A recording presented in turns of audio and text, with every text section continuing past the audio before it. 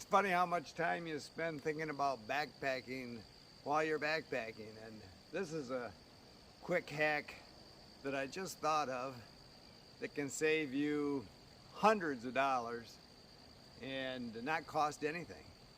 And it's just kind of building into your DNA a method of looking back where you've been sitting having a snack, when you're getting out of a car after hitchhiking to town,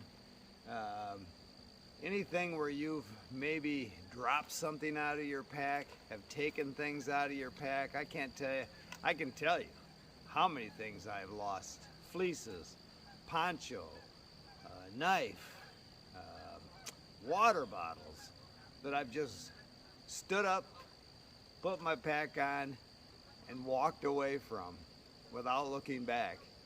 And so over the years I've learned to, and it just comes natural now. I make a few steps and it just comes to mind to look, turn around, scan the area.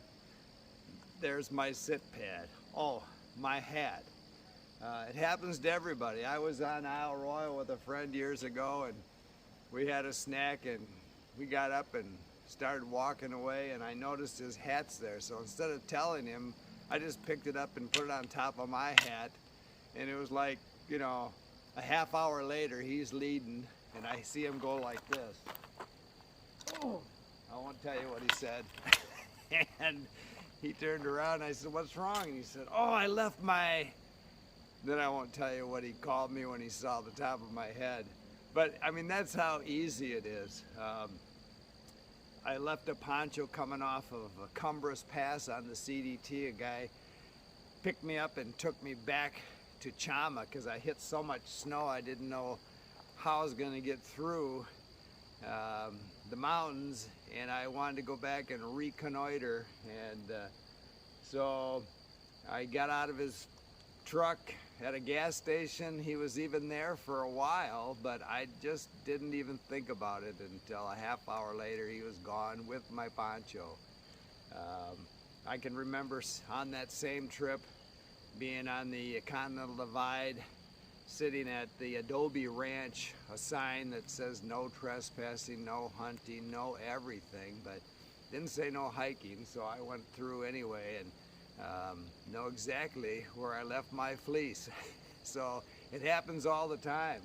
And you know, another thing is you don't know the power of wind until you've had some experience with it. And on the Great Divide Trail, there's a few places, because you're kind of following the border between BC and Alberta, and there's a few passes where you're just going up these scree fields that are a lot of work. You know, not real dangerous, they're pretty vertical, but it's just a matter of taking the time and the effort to climb them.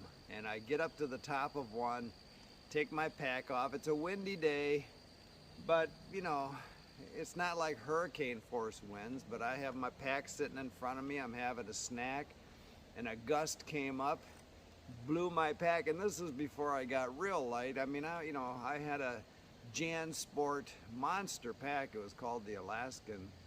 I know I had more than 30 pounds of weight I was carrying, but that wind still blew that right back down that scree field. And it was number one, kind of horrifying that, you know, I couldn't see my pack. It had gone down far enough.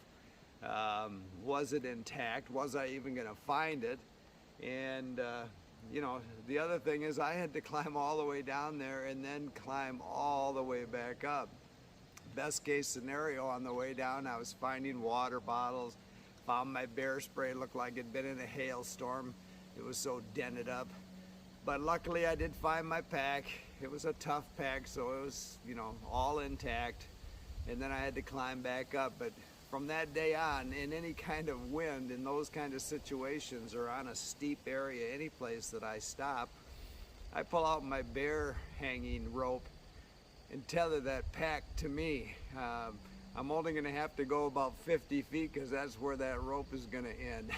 So just something to think about. Just take a few steps every time you get up to move, turn around, scan the area. I guarantee over the years it'll save you lots of money. keep smiling.